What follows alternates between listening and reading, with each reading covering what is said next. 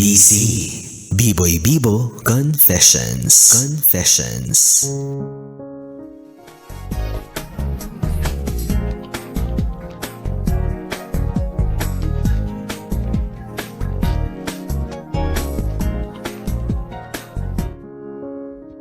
Bibi, ito na ang sulat na dapat ay mapakinggan mo.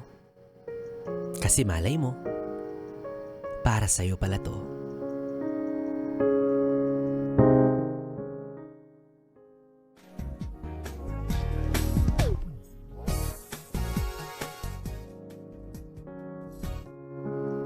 Hindi ko intensyon ang makisawsaw sa inyong relasyon.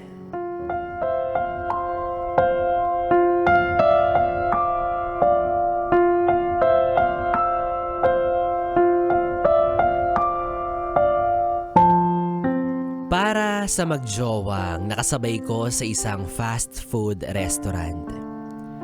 Hello, kung maririnig nyo man to at pamilyar ang kwento, malamang sa malamang kayong magjowa ang tinutukoy ko. At dahil nalalapit na ulit ang mahal na araw, naalala ko lang to bigla. Noong nakaraang April 17, 2025, Huwebes Santo, nagkayayaan kami ng mga tropa ko na mag-alay lakad mula sa amin sa Marikina hanggang Antipolo. Alas 9 kami nakarating sa katedral at pagdating namin doon, kahit pagod at hinihingal, taimtim kaming nagdasal. Hindi rin kami nagtagal dahil sa gusto naming makauwi agad, pero kumain muna kami sa isang fast food na inasal. Doon sa branch na pinuntahan namin, grabe ang dami ng tao. Ang hirap makahanap ng pwesto. Kaya naman, ang tagal din bago kami naka-order at bago makuha yung pagkain namin. Habang naghihintay kami sa table na nahanap namin, niyuko ko muna yung ulo ko sa lamesa kasi grabe talaga yung pagod ko. Hindi naman ako tulog kaya naririnig ko pa rin yung mga kaganapan sa paligid. At eto na nga. Maya-maya, may narinig akong magjowa.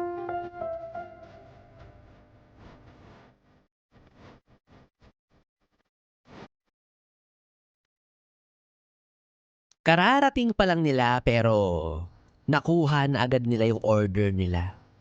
Ang bilis ha? Kami nga, kanina pa naghihintay. Yung table nila nasa bandang kaliwa katabi lang namin at daan lang ang pagitan. Nag-aaway?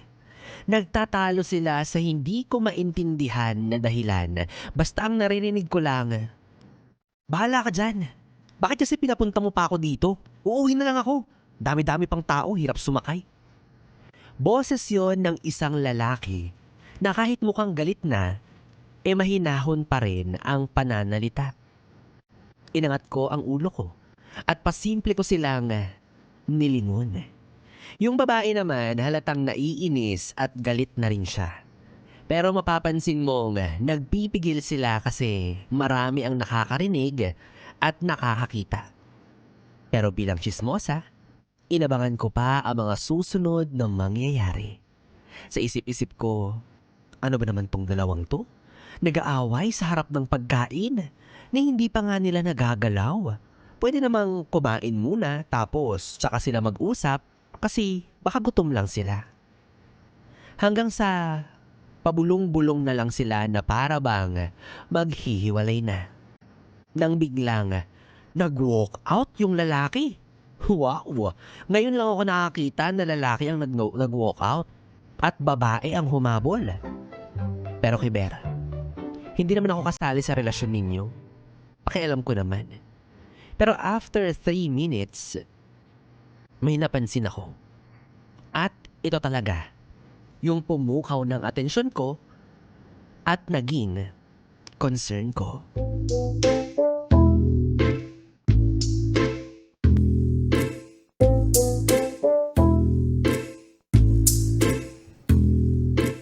Nakita kong nakatiwangwang yung pagkain nila. Sayang naman, 'di ba?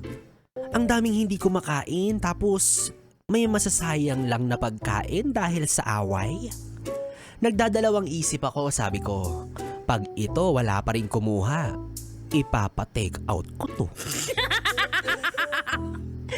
Ibibigay ko na lang sa mga bata sa kanto. Sayang eh. Hanggang sa dumating na rin yung pagkain namin at hindi pa rin nililigpit ng crew yung table nila kasi busy sila. And besides, oo nga naman, wala pang bawas yung pagkain at mukhang may kakain pa. FYI, 2 petso na may kanin at isang a la carte na palabok yung naiwan ng magjowa. Sabi ko, wala na to. Magli5 minuto na. Kunin ko na lang kesa naman basurahan ang makinabang. Yung palabok, nilagay ko sa table namin. Favorite ko yun eh. Tapos, yung 2 petso, pina-take out ko. Promise, para talaga sa mga batang kalye to. We. At nung okay na, busog na ako. Tulala, patinga-tinga, biglang may pamilyar na muka akong nakita. Ay, di ba si ate girl to? Asan na si kuya? Okay na kaya sila? Basta, labas na ako sa away nila. Kaso, bigla akong naalala na, ay, putik! Bumalik to kasi hahanapin yung pagkain nila. Lagot ka. Tama nga ako. Bumalik siya sa table nila, nagse-cellphone at parang nakukonsumisyon kasi wala na yung pagkain nila. Anong ine-expect mo? Pero, bilang isang mabuting tao, nakukonsensya ako kasi habang aborido siya, yung kasama ko, palihim na natatawa habang ine-enjoy yung palabok nila. Kaya para sa magjowang ito, nahiya naman na akong ibigay yung take-out na pagkain ninyo kasi baka isipin ninyo, intrimitida ako. Bakit tinake out ko? Malay ko bang magbabati kayo? Basta next time, kung mag-aaway kayo, please, wag sa harap ng pagkain. Igalang nyo ang grasya. And again, hindi ko intensyon ang makisawsaw sa inyong relasyon. Nang hinayang lang talaga ako sa manok na lechon.